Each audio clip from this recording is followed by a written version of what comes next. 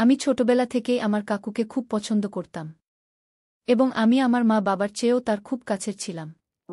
ধীরে ধীরে আমি বড় হতে লাগলাম এবং আমার কাকুর মধ্যে বন্ধুত্ব গভীর হতে লাগল। আমার কাকুর সাথে আমার বন্ধুত্ব এত গভীর ছিল যে আমি কাকুর সাথে সব কথা শেয়ার করতাম আর তার সাথে কথা বলে অনেক স্বস্তি পেতাম। তারপর এক রাতে মা বাড়িতে ছিল না। তখন কাকুর খুব মাথা ব্যথা করছিল। কাকু আমাকে বললেন, উপর একটু চা বানিয়ে আমার ঘরে নিয়ে এসো। আমি তাড়াতাড়ি চা বানিয়ে কাকুর রুমে গেলাম। কাকুর চা পাশের টেবিলে রাখতে বললেন, চা টেবিলে রাখলাম এবং যখন ফিরে যেতে লাগলাম তখন কাকু আমাকে ধরে ফেললেন এবং বললেন, আজ বাড়িতে কেউ নেই, তোমার রুমে ভয় লাগবে, তাই আজ আমার কাছে শুয়ে পড়ো, আমি তোমাকে একটা ভিডিও দেখাব। কাকু আমাকে তার বিছানায় শুতে বললেন। আমি কাকুর বিছানায় শুয়ে পড়লাম। কাকু আমাকে ভিডিও দেখাতে লাগলেন। সেই ভিডিও দেখার পর আমি হঠাৎ অস্বস্তি বোধ করতে লাগলাম।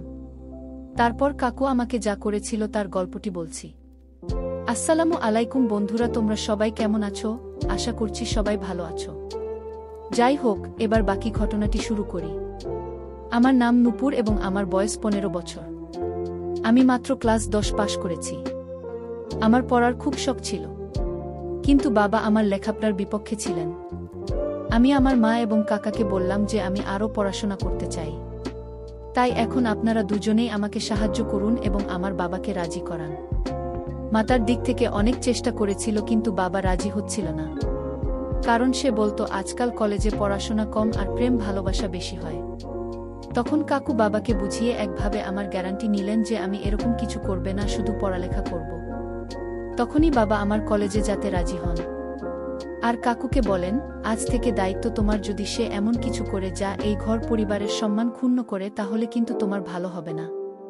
কাকু বাবাকে বললেন, ভাই চিন্তা করবেন না, আমি নূপুর প্রতিটি গতিবিধির উপর নজর রাখবে।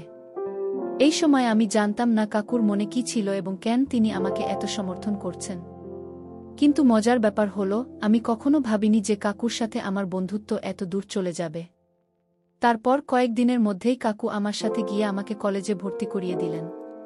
প্রথম দিকে তো মন দিয়ে পড়াশোনা করতাম, কলেজে কারো সাথে বেশি ফ্রি হতাম না এবং কলেজে যা কিছু হতো রাতে বাড়িতে এসে কাকুকে বলতাম। কাকু আমার সাথে খুব ফ্রি হতে শুরু করেছিলেন এবং কাকু আমাকে অদ্ভুতভাবে দেখতেন, কারণ আমার কাকিমা গ্রামে থাকতেন এবং আমার কাকু কাজের জন্য আমাদের বাড়িতে থাকতেন।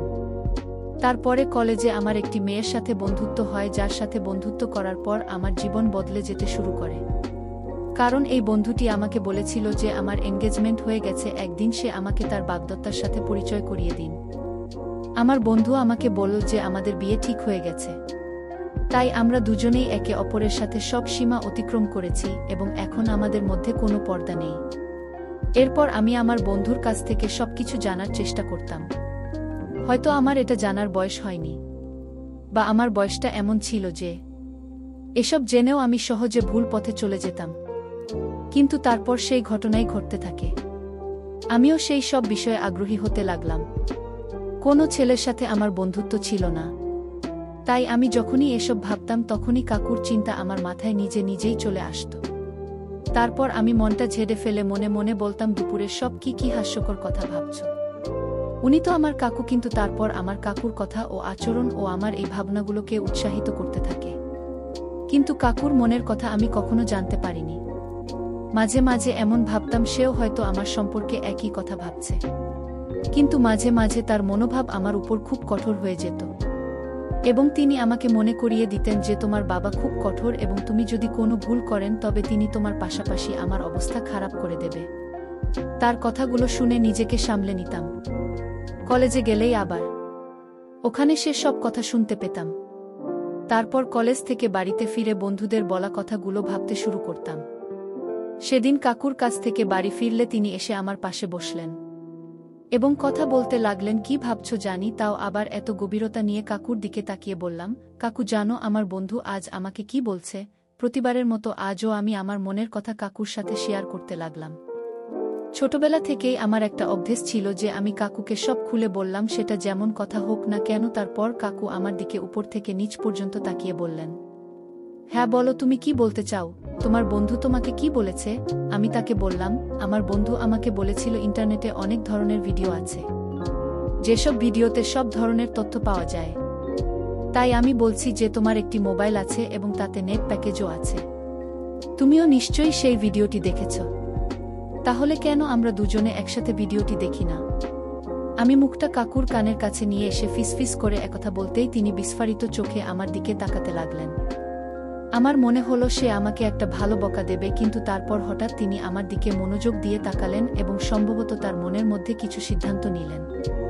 এবং তারপর তিনি হাসলেন এবং আমার সাথে ফিসফিস করে কথা বলতে শুরু করলেন। তোর বাবার সামনে এমন কথা বলিস না, নইলে তোর বাবা শুধু তোর অবস্থায় খারাপ করবে না, তার সাথে আমাকে ঘর থেকে বের করে দেবে। কারণ আমি তো দায়িত্ব নিয়েছি, তখন আমার থাকার সমস্যা হয়ে যাবে। বাকি রইল ভিডিও দেখার কথা। ভিডিওটি দেখার জন্য তুমি রাতে আমার রুমে আসতে পারো। আমি তোমাকে সব ধরনের ভিডিও দেখিয়ে দেব।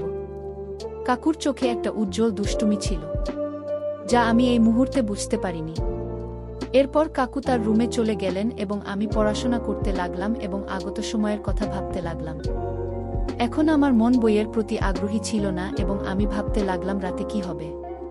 কিন্তু পড়াশোনা করাটাও খুব জরুরি, কারণ কাকু পড়াশোনার ব্যাপারে খুব কড়া এবং আমাকে বলতেন, তোমার পড়াশোনা আগে আর বাকি মজা পড়ে। এবং তিনি বলতেন, তুমি যদি পড়ালেখায় ভালো হয় তাহলে তোমার বাবা বুঝবেন এবং তোমার স্বাধীনতার দরজা তোমার জন্য খোলা থাকবে। তার বক্তব্য আমার কাছেও একেবারে সঠিক মনে হতো।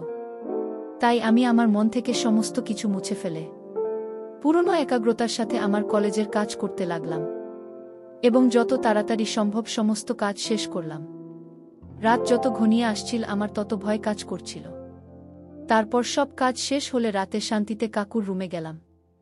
রুমে গিয়ে দেখি কাকু মেয়েদের পত্রিকা দেখছিলেন। আমাকে দেখামাত্র তিনি হাসতে শুরু করলেন এবং পত্রিকাটি লুকিয়ে ফেললেন। শীতের মৌসুম চলছিল এবং ঠান্ডা দিন দিন বেড়েই চলেছে। আজ রাতে খুব ঠান্ডা ছিল, তাই আমি গিয়ে কাকুর বিছানায় ঢুকে তার কাছে গিয়ে বসলাম এবং তাকে বললাম, এখন তাড়াতাড়ি ভিডিওটা দেখাও, না হলে বাবার আসার সময় হয়ে যাবে। তারপর আর সময় নষ্ট না করে কাকু আমাকে ভিডিও দেখাতে লাগলেন। ভিডিওটি দেখার সাথে সাথে আমি যেমন কেমন হয়ে গেছি আমি কিছুই বুঝতে পারছি না। কিন্তু কাকতালীয়ভাবে আমরা মাত্র কয়েকটি ভিডিও দেখেছিলাম যখন বাবা আমাদের রুমে এবং সে আসার সাথে সাথে আমার সাথে কথা বলা শুরু করল। এত রাতে কাকু ঘরে কি করছো? যাও তোমার রুমে যাও। বাবা খুব কড়া প্রকৃতির ছিল এবং আমি তাকে বেশ ভয় পেতাম। তাই বাবা যখনই কথাটা কঠোরভাবে বলল, আমি সব ভুলে দ্রুত আমার রুমে চলে আসলাম। ভাবলাম বাবা কাকু রুম ছেড়ে নিজের রুমে যাওয়ার সাথে সাথে কাকুর রুমে চলে যাব। কিন্তু এই রাতে বোধহয় কাকুর সাথে বাবার কিছু জরুরি কাজ ছিল। বাবা অনেকক্ষণ কাকু ঘরে বসে রইল আর অপেক্ষা করতে করতে আমি কখন ঘুমিয়ে পড়লাম বুঝতেই পারিনি। আর বাবা কখন কখন রুম থেকে চলে গেল জানি না। পরের দিন কলেজ থেকে ফিরে রাতের জন্য অধীর আগ্রহে অপেক্ষা করতে লাগলাম, কারণ আমি কিছু ভিডিও দেখে নিয়েছিলাম এবং যে সময় হল কাকু রুমে চলে গেলাম ভিডিও দেখতে। কিন্তু কাকু বললেন, এই মুহূর্তে আমি আমার অফিসের কাজ শেষ করেছি। এক কাজ করো, কিছুক্ষণ পর আমার রুমে এসো, ভিডিও দেখাবো। সকাল থেকে ভিডিও দেখার জন্য মরিয়া ছিলাম, তাই কাকুর ওপর একটু রাগ করে বসে রইলাম। আমার মোবাইলে হোয়াটসঅ্যাপটাকে ইনস্টল করা হয়েছিল। তখন একটি নতুন নম্বর থেকে একটি মেসেজ এল। তার পাঠানো ছবি দেখে আমার চোখ বিস্ফারিত হয়ে ওঠে।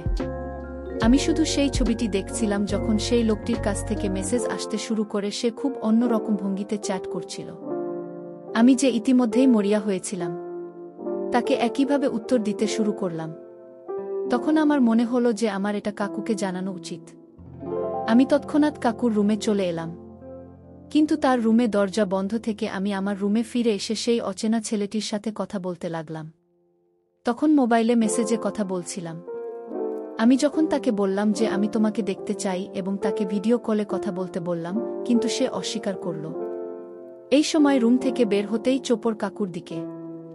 এ সময় তিনি তার ঘর থেকে বের হয়ে ছাদের সিঁড়ি দিয়ে উঠছিলেন এবং তার হাতে একটি মোবাইল ছিল।